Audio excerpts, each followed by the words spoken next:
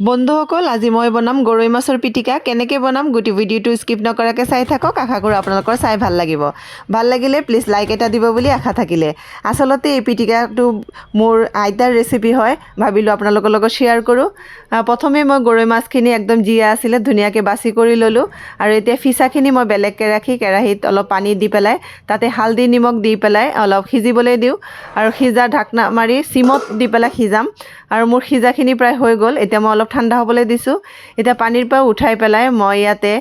পিঁয়াজ জলকীয়া আৰু ধনিয়া পাত কুটি লৈছোঁ এতিয়া মাজৰ পৰা মই মাছৰ কাঁইটটো এৰুৱাই লৈ ধুনীয়াকৈ খানিম খানোতে মই নিমখ আৰু মিঠাতেল দি পেলাই খানি ল'ম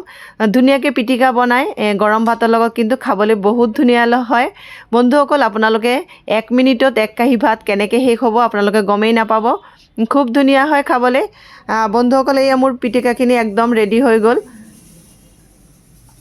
ধুনীয়াকৈ মই খানি লৈছোঁ